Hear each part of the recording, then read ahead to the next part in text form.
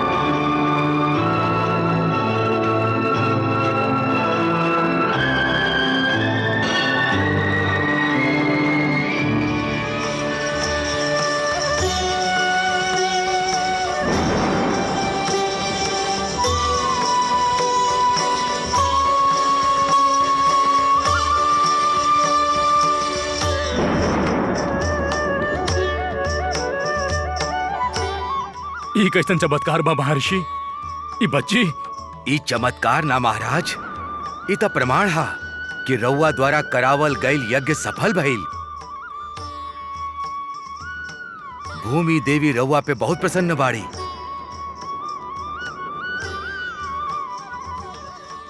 एक कन्या के विधिवत पालन करी। ये रौरे पुत्री बिया जौन अलौकिक बिया।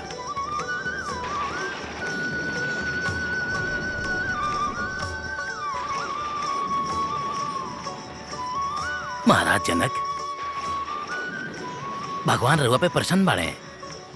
आज इतना वर्ष के बाद एक मिथिला नगरी पे वरुण देवता के कृपा होखे वाला बा।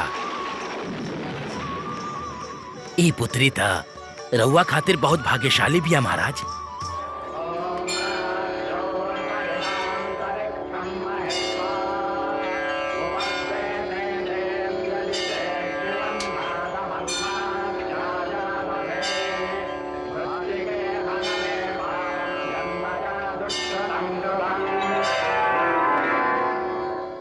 महाराज, एक कन्या रत्न के लाभ रउआ हल के फार से सीत पंक्ति निकाले समय भइल बा। यही से हम एक कन्या के नाम सीता रखतानी।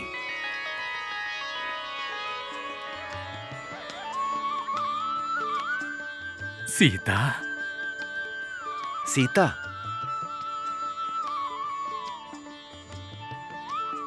बहुते मधुरे नाम बा ऋषिवर। सीता। सीता सौंदर्य के मूर्ति और ऐश्वर्य के प्रतिमा बाड़ी। ये जहाँ जहाँ भी जई हैं उहाँ उहाँ के भूमि सुलजाम सुफलाम होखी। ब्रह्म ऋषि ई तही प्रमाणित कर देले बिया। सीता के जन्म के बाद मिथिला में मानी हरित क्रांति भइल बा। ए वर्ष मिथिला धन्य धान से भरपूर होखी। हमनी बेटी शुभ बिया। बेटी हमेशा शुभ ही होखेली महारानी। वो जहाँ भी जाली शुभ अपना साथे ले जाली।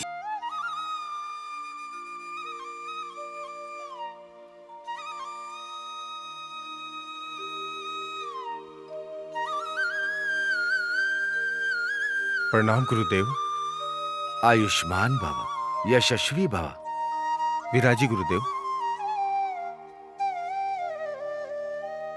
कहीं गुरुदेव हमरा खातिर का आज्ञा बा? राजन, कदाचित रउआ भुला गईल बानी। ऐसे हम स्वयं रउआ के स्मरण करावे आइल बानी कि राजकुमार अब उपनयन संस्कार के योग्य हो गईल बाड़े।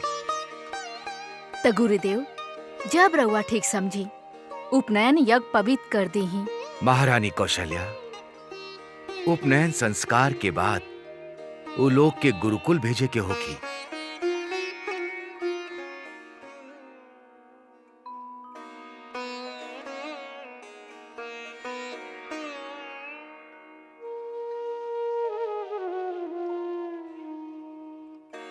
का भइल महाराज, रउआ चुप काहे हो गई नी? गुरुदेव का राजकुमार लोग के गुरुकुल भेजल आवश्यक बा। राजन, इस समय राजा ना पुत्र मोह में बंधाइल एगो पिता बोल रहल बा। रउआ सत्य जनले बानी गुरुदेव।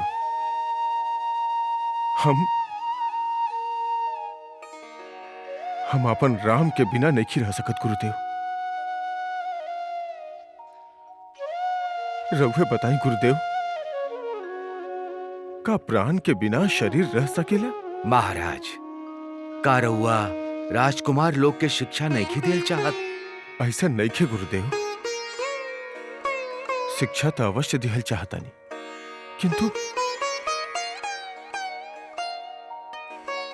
किंतु राजकुमार राजभवन में रह के भी तो शिक्षा प्राप्त कर सकेले। ना राजन, राउरी प्यार, राउरी ममता और राउरी पुत्र मोह राजकुमार लोग के उन्नति के मार्ग में बाधा बन के खड़ा हो जाई।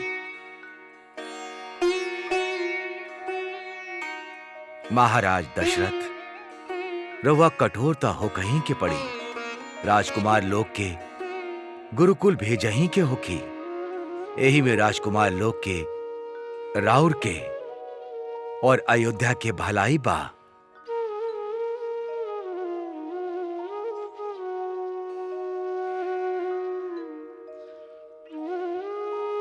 राजन, हम उपनयन संस्कार के मुहूर्त निकाल ले बानी।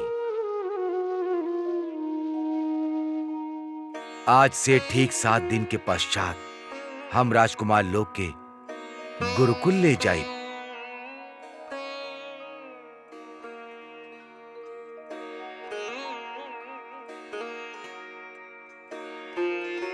ठीक बा गुरुदेव, जैसन रउआ उचित समझी।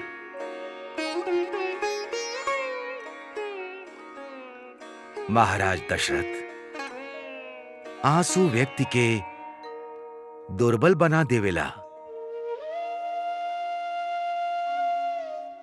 एगो आदर्श माता पिता के अपन हृदय में उत्पन्न होखे वाला वो भावना सबके दमन कर देवे के चाहिए जौन बच्चा सबके उन्नति के मार्ग में बाधा बन रहल होखे। राजन, भावना भविष्य से बढ़ के ना होखेला। आयुष्मान भवा, कल्याण होखे, कल्याण होखे।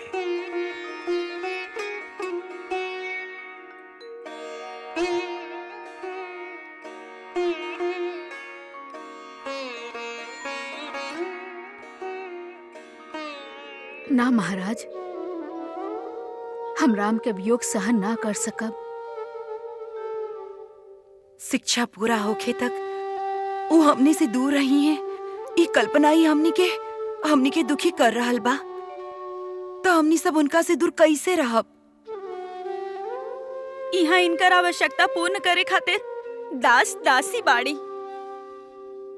किंतु उहाँ ना महाराज, हमनी राजकुमारन के गुरुकुल ना भेजब। महारानी, गुरु वशिष्ठ परम ज्ञानी हमें, वो हमनी के मन के भावना के पढ़ लेले बाड़े। यही से वो ये निर्णय लेले बाड़े राजकुमारन के गुरुकुल जाए के ही होकी।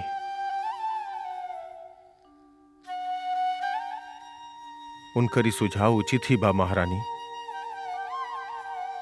हमनी के प्यार, हमनी के ममता, हमनी के पुत्र मोह, ये सब हमनी के पुत्र के शत्रु बन जाइए।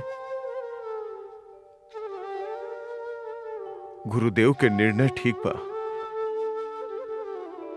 रउआ सभे अपन मन के कठोर करी महारानी। राजकुमार लोग के उज्जवल भविष्य खातिर वो लोग के गुरुकुल जाए के ही होगी।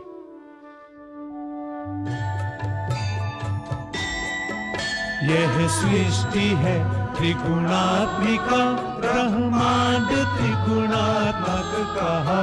यह तन है त्रिगुणात्मक जनेऊ, जिस पे त्रिगुणात्मक सजा।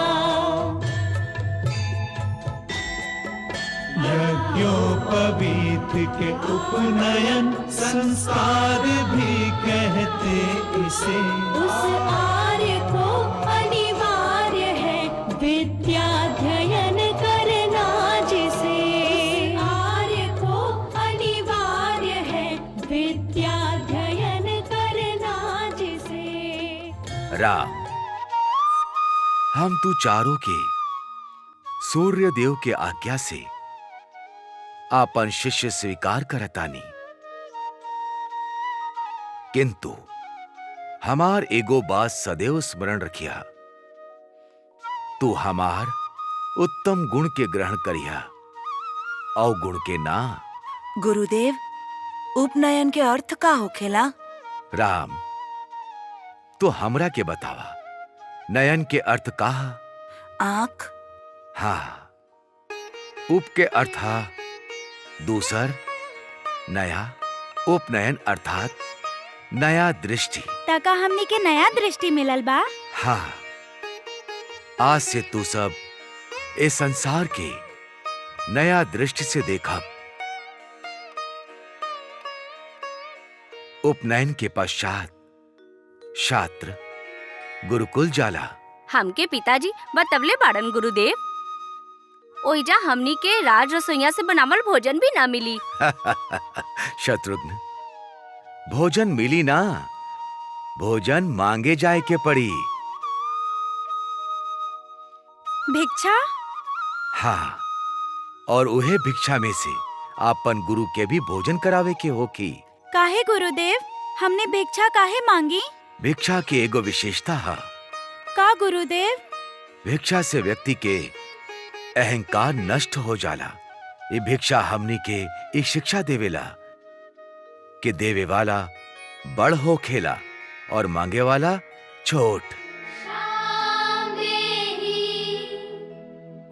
भिक्षां देहि, माता भिक्षां देहि, भवति भिक्षां देहि।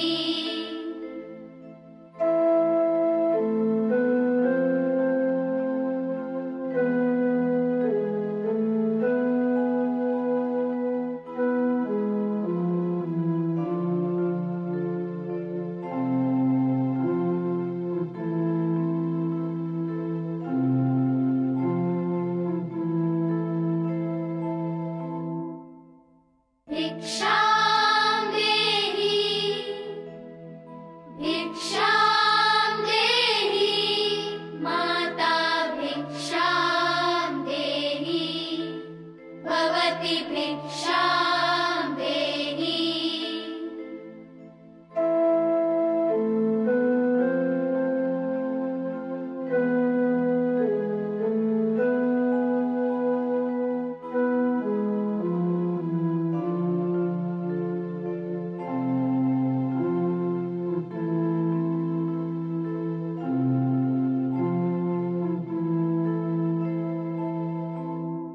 भिक्षां देहि, भिक्षां देहि, माता भिक्षां देहि, भवति भिक्षां देहि।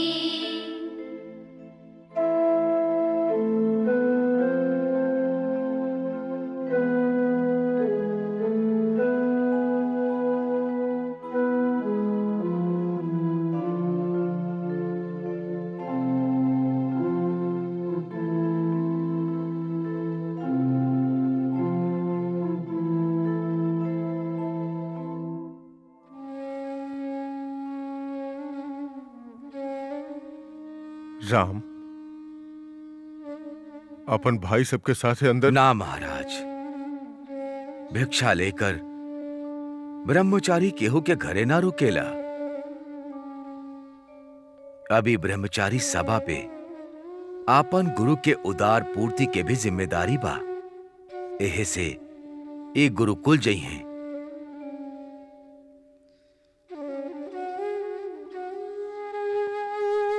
चला शिष्य लोग। तुरंत? हाँ महारानी, तुरंत।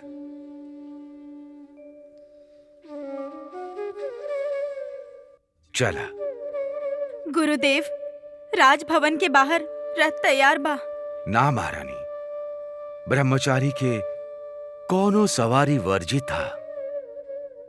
ऐसे हमारी शिष्य हमार आचरण करत गुरुकुल तक पैदल ही जई हैं।